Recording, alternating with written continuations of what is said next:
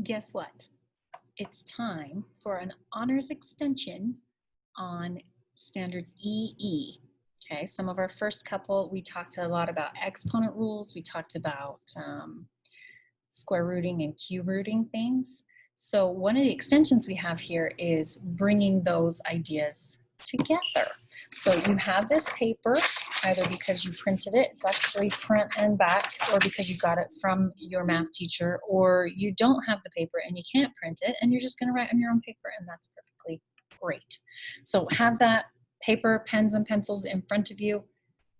Let's get going. Remember that one time we used factor trees to simplify a radical? We did it way more than one time, but let's use that. Let's go back to that strategy, that skill, to help ourselves see what happens when you start adding variables. Okay, so to recall, I'm going to move it over here because I like to start my trees in the middle. 700. The nice thing about factor tree is I don't have to find the largest perfect square. I can just start with whatever. I know 72 and 10. It's the first thing that pops in my head here. This is 8 and 9. This is 2 and 5. This is 4 and 2 and 3 and 3 and 2 and 2. This also helps you remember why if you can figure out largest perfect square factors, that can be a little more efficient. But if you recall, we now put this all back under a big square root. Let me make sure I got them all. 1, 2, 3, 4 2s. And then 3. And then a 5. Hopefully I got all of them. And now remember the idea with the factor tree, and hopefully you realized as you worked through this that doing this factor tree method, you still really were working with perfect squares. You were just doing it in a way that meant you didn't have to recognize them as perfect square factors, because the reason we take out a factor, one for every pair, is because if you have a pair, it's because it got multiplied by itself, and that actually makes it a perfect square. So 2 times 2 is 4, and the square root of 4 is 2. But that's kind of the algorithmic shorthand version, is looking at, oh, okay, for every pair of factors, I take out 1. Here's another pair. Let's take out another one. Here's another pair. Let's take out another one. And that is not a pair, and therefore it's going to stay inside. Okay, now we clean this up. 2 times 2 is 4 times 3 is 12, square root of 5. Simplified. Now let's just double check, make sure I didn't do anything wrong, because I do understand how large perfect square factors work. 12 times 12 is 144. Let me just see something here. Divided by 144. Yep, this would have broken down to 144 times 5 and would have led exactly to that. Just making sure I didn't miss any factors here. Okay, now here is a scenario where factor trees are really going to help us. So I'm going to start with 80. 8 times 10, 2 times 5, 4 times 2, and 2 times 2. Now, as I put this back into the radical, okay, I'm going to take all of these constant factors, 2, 2, 2, 2. I'm going to write kind of small here, and you'll see why. 2, I'm going to squish them together. And then I also have a 5. Now, why did I squish all those together like that? Well, because there was more than that coefficient of 80 in there. There's also all of these variables. And as we know, because we expanded a lot of these exponent variables, these exponential terms, we expanded a lot of them just a couple weeks ago, we know that x cubed really means repeated multiplication. It really means 3 factors of x. Oh, okay. And y to the 4th really means, this is why I squished it, so I could fit that all in there. This is all completely factored out, all the way down to its prime factors. And now we can use this strategy here to still simplify this. For every pair, take out 1. For every pair, take out 1. Oop, that's not a pair. But look, I have a pair here. The beautiful thing about mathematics, I don't have to know what x is to know exactly how it's going to work mathematically. I don't have to know what x is to know that x times x is x squared, and the square root of x squared is x. I know how all those patterns work, even if I don't know x. Isn't that amazing? This is another one that gets to come out, and there's another pair. Okay, now check out all the stuff that I didn't circle. That's the stuff that has to stay inside 5 times x. Now let's clean this up and let's check this out. 2 times 2 is 4. I could have written 2 squared, same thing. And then I have x, and then I have y squared, and then inside I have 5x. Whoa, that's weird. That's new. We haven't really seen stuff that looks like that before, but you just simplified that radical. Even though you don't know what x and y are, you could still simplify that radical. That makes you a mathemagician. Just kidding. All right, now down here it says, how many of the factors do we actually end up taking out with the square root? So whether you have variables or not, how many factors do you actually take out? Well, we keep saying for every pair, take out 1. What that means is, I'll use a different color for the fun of it. We actually take out, so how many do we actually end up taking out? Taking out, bringing out of the radical, actually square rooting it. 1 for every 2. So what does that mean? Well, look at how many 2's I had in this one to begin with. I had 1, 2, 3, 4 factors of 2. And look at how many came out. I had 4 factors of 2, and 2 of them came out. I had right here 2 factors of x. 1 of them came out. 4 factors of y. 2 of them came out. Well, if it's 1 for every 2, what I'm really saying is half of them, half of the factors get to come out. Oh, do you know what this means? You guys ready to see this? This is so weird and different. You've now learned this year that there are not only 0 exponents, but there's also negative exponents. I'm about to show you something else. Are you ready for it? The square root as an exponent. Okay, I'm gonna write this. Square root of x. I don't know, are you ready? I feel nervous that you're not ready. Oh, you're ready. Okay, the square root of x can actually be written as an exponent. And if it takes out half of the factors, guess what? It's an exponent of 1/2. Isn't that crazy? You can have fraction exponents. Fraction exponents. The square root of x, another way to write it, is x to the 1/2. Whoa, that's weird. So what that means is when I come down here, and now I'm simplifying these expressions using the exponent properties we just talked about, what that means is that I am going to consider this half scenario. So I'm gonna show you a couple different ways.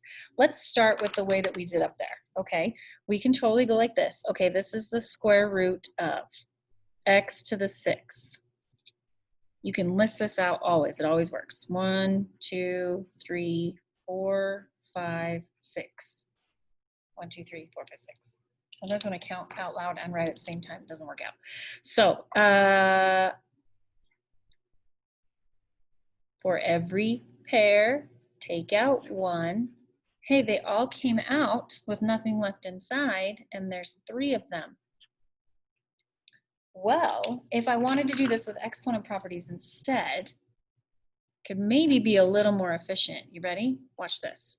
I'm going to say, okay, the square root of x to the 6th is the same as x to the 6th to the 1/2. Isn't that crazy? So I can take that and make it to the 1/2. And then if I do that, now this should look familiar to you. This should look like a power of a power. And I want you to think for a second, what do we do with the power of a power?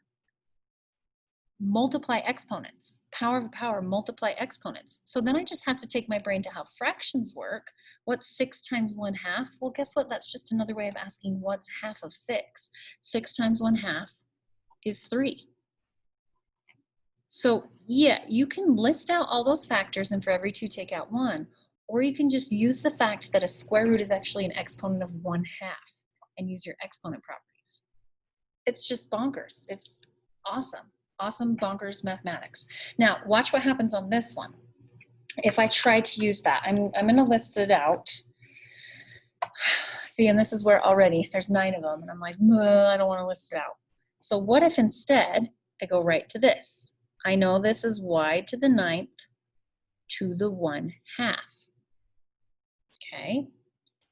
What is half of 9?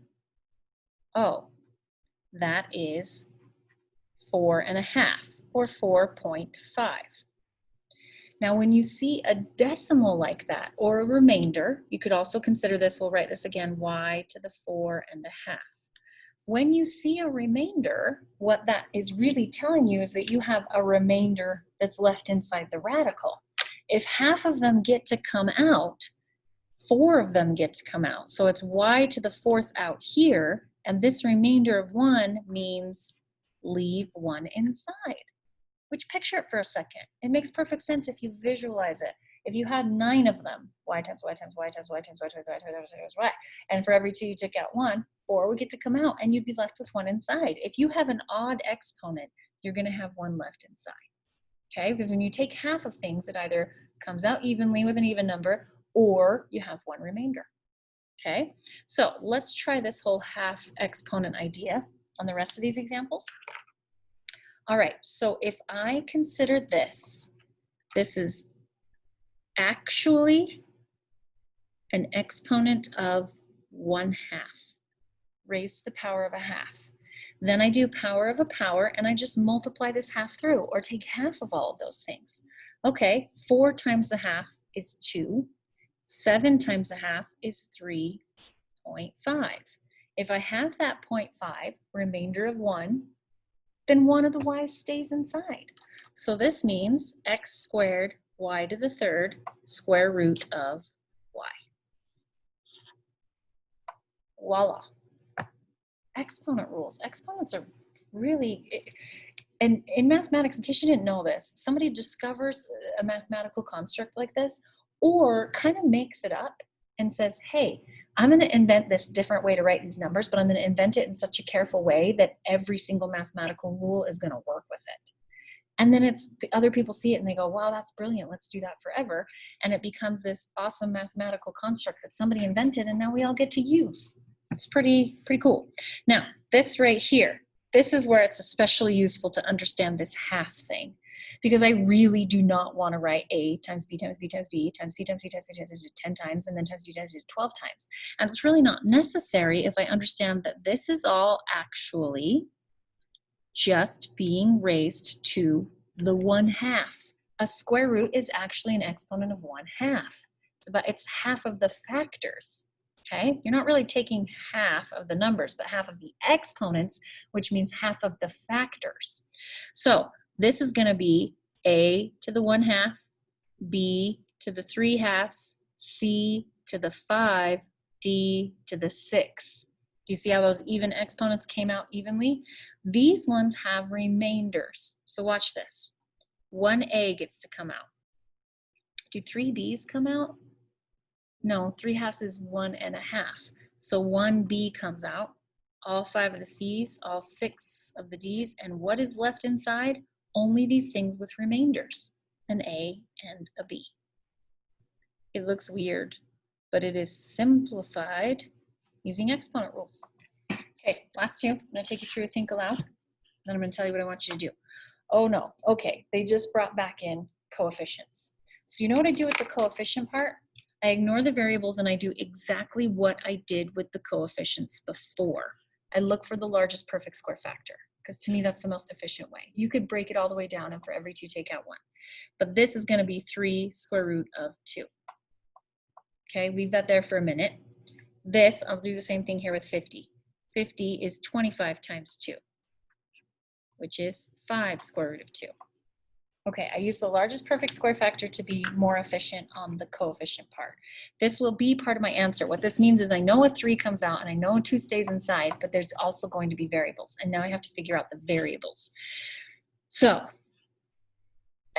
I'm going to just do this. X to the 12th to the 1/2 to focus on the variable part. And this is x to the 6th. No remainder, so no x's left inside. So put together this blue part with this purple part. I have a 3 outside, an x to the 6th outside, and a 2 left inside. Simplified that radical. Here, I have x to the 3rd, y to the 20th, to the 1/2. Okay, and that gives me 3/2, which is 1.5, and 10. Okay, let's put this all together. A 5 is definitely a coefficient out front. 1x and 10 y's are definitely out front. Is anything left inside? Absolutely. There's a 2. See how I still put those coefficients in front? And an x. Here is what I want you guys to do. If you flip the paper over, or maybe it copied or printed on 2 separate papers, that's fine too, but there is a second page to this notes, which is a whole bunch of practice and review. I want you to flip your paper over and I want you to try all of those exponent problems. Try them first, and then you're going to check the answers on the key that is after this video. It really is, of course, you can just open the key and look at it and write it all down. That's up to you. You'll still process the math that way. But it really is better for your brain if you try it first and then check the answers and give yourself feedback. I promise you learn more mathematics that way, which is always the goal. So when this video ends, you're going to flip your paper over, try the back, check the key, and then you have one more extension that you're going to do before you try a Canvas quiz.